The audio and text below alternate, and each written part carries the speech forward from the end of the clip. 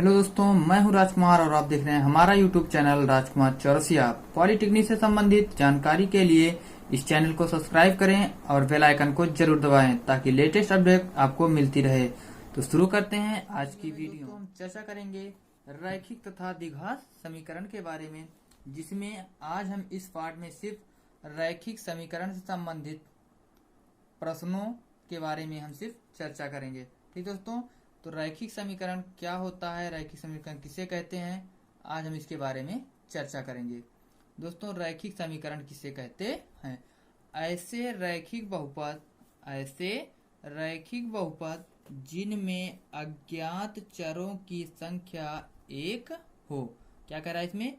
अज्ञात चरों की संख्या एक हो, उसे एक चर वाली रैखिक समीकरण तथा दो अज्ञात चरों की समीकरण को दो चर वाली रैखिक समीकरण कहते हैं। ठीक दोस्तों, यहाँ पे देखिए क्या कह रहा है ये, जिनमें अज्ञात चरों की संख्या क्या हो?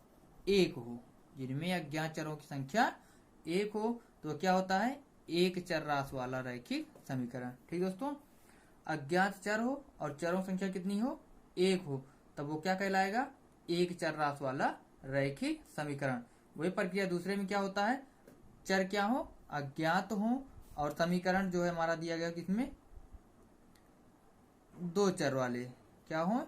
दो चर वाले। तो ऐसे पदों को क्या कहेंगे हम? दो चर राशि वाले रैखिक समीकरण। ठीक दोस्तों, अब हम कैसे पहचानेंगे कि ये रैखिक समीकरण है? रैखिक समीकरण में एक चर राशि वाला है और दूसरा दो चर राशि वाला है। ठीक दोस्तों, तो एक चर राशि वाले रैखिक समीकरण को कैसे पहचानेंगे? दोस्तों, एक चर राशि वालों के लिए क्या रहेगा? जिससे कोई भी एग्जांपल ले लेते हैं, किसी संख्या के क्या रहेगा इसमें? किसी संख्या के दो गुने में से, किसी संख्या के दो गुणों में से तीन घटाने पर अंतर 19 प्राप्त होता है। क्या होता है? 19 प्राप्त होता है। ठीक दोस्तों, अब देखिए मान लेते हैं क्या कर रहा है इसमें, किसी संख्या के दोगुने में से 3 घटाने पर अंतर 19 प्राप्त होता है। संख्या मान लेते हैं क्या? यक्स मान लेते हैं। ठीक दोस्तों, यक्स ये हो गई संख्या। क्या कर रहा है? संख्या के दोगुने, संख्या का दोगुना क्या हो जाएगा? ये हो जाएगा हमारा 2x।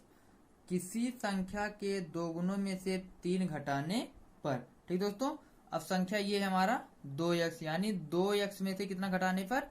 3। संख्या क्या प्राप्त हो रही है यहाँ पे? 19 प्राप्त होती है। क्या प्राप्त होती है? 19।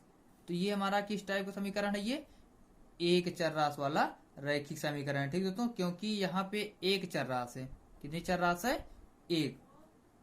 ये x जो दिया गया ये हमारा एक है, यानी ये एक चर राशि वाला रैखिक समीकरण है।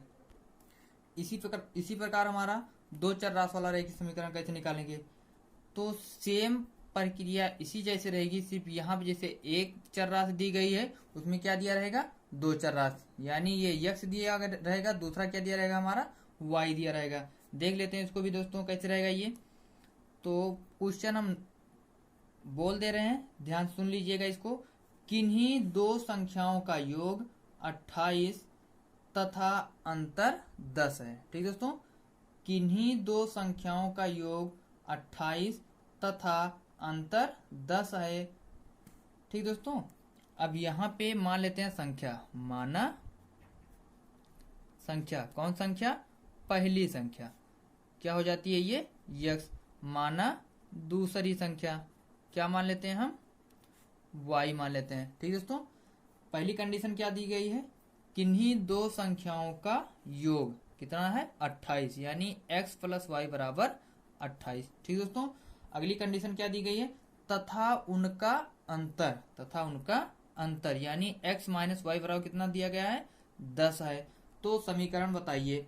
देखिए दोस्तों, यहाँ पे x प्लस वाई बराबर 28 और x माइनस वाई बराबर 10, दो समीकरण बन गया ये। ठीक दोस्तों, तो ये और राशियां कितनी है, एक x ये और एक ये y, कितनी राशि हो गई, दो राशि, यानी दो चर राशि वाले रैखिक समीकरण हो गए। ठीक दोस्तों, एक चर राशि वालों के लिए ये रहेगा और दो चर राशि वालों के लिए ये रहेगा हमारा।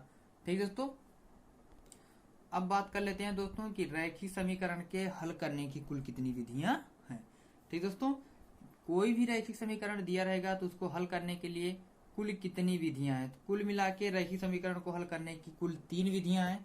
पहली विधि है हमारी प्रतिस्थापन विधि। कौन सी विधि, प्रतिस्थापन विधि। दूसरी है विलोपन विधि या निराकरण विधि। दोस्तों, विलोपन विधि का दूसरा नाम क्या है, निराकरण विधि। ठीक दोस्तों, इसको याद कर लीजिएगा।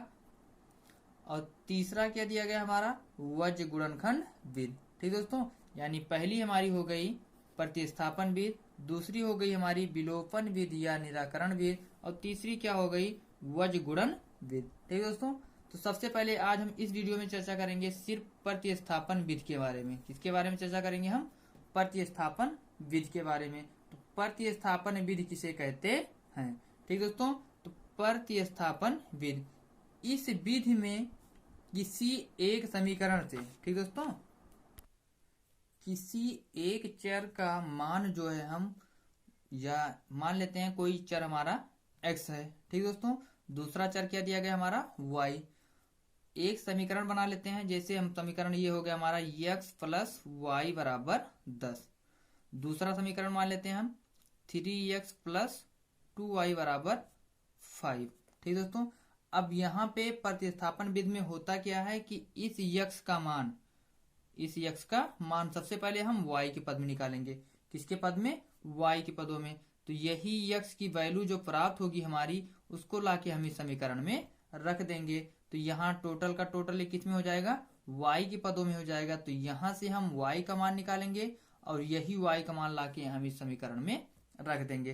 तो यहाँ से इन दोनों से हमें x और y का मान ज्ञात हो जाएगा।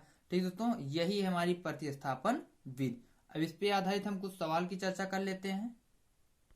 दूसरे शब्दों में हम कह सकते हैं कि x का मान हम प्रतिस्थापित करके दूसरे समीकरण में रखेंगे और वहां से उसका मान प्रतिस्थापित करके पहले समीकरण में रखेंगे। इस प्रकार हम x और y का मान निकाल लेंगे। यही हमारी प्रतिस्थापन विधि है। तो दोस्तों, क्वेश्चन के बारे में चर्चा कर लेते हैं। दोस्तों, क्वेश्चन दिया गया है यहाँ पे 2x माइनस वाई बराबर 3 तथा 4x माइनस वाई बराबर 5 को प्रतिस्थापन विधि से हल कीजिए। किसे हल करना है हमें, प्रतिस्थापन विधि से। ठीक दोस्तों, अब यहाँ पे पहला समीकरण दिया गया हमारा 2x माइनस वाई बराबर 3 और दूसरा दिया गया हमारा 4x माइनस वाई बराबर 5। अब यहाँ से हम x का मान निकालते हैं। तो x का मान निकालने के लिए क्या हो जाएगा, ये इसको लिख सकते हैं 2x बराबर 3 प्लस वाई, या x बराबर 3 प्लस वाई बटे 2। ठीक दोस्तों, ये हो गया। या यहाँ पे 2x बराबर क्या आया हमारा, 3 प्लस वाई। अब इसी 2x का मान हम लाके यहाँ पे रख देते हैं। यहाँ 4x को हम क्या लिख सकते हैं, 2 गुणे 2x माइनस वाई बराबर 5। 2x का मान क्या आया हमारा, 3 plus Y. 3 plus Y minus Y बराबर 5। अंदर गुणा कर लीजिए, 2 3 6 प्लस 2 1 2y माइनस वाई बराबर 5। 6 प्लस 2y में से एक y निकाल लीजिए, y बराबर 5। y का मान क्या आ गया यहाँ से, 5 माइनस 6 बराबर माइनस 1। y बराबर कितना आ गया, माइनस 1। ठीक दोस्तों, y की वैल्यू आ गई यहाँ पे माइनस 1। अब इसी y का मान हम लाके यहाँ पे रख देते हैं समीकरण नंबर 1 में। तो ये हो जाएगा हमारा 2x बराबर 3 माइनस 1, 2x बराबर 2, 2 से 2 कट गया, x का मान कितना आ गया 1 और y का मान कितना आ गया माइनस 1।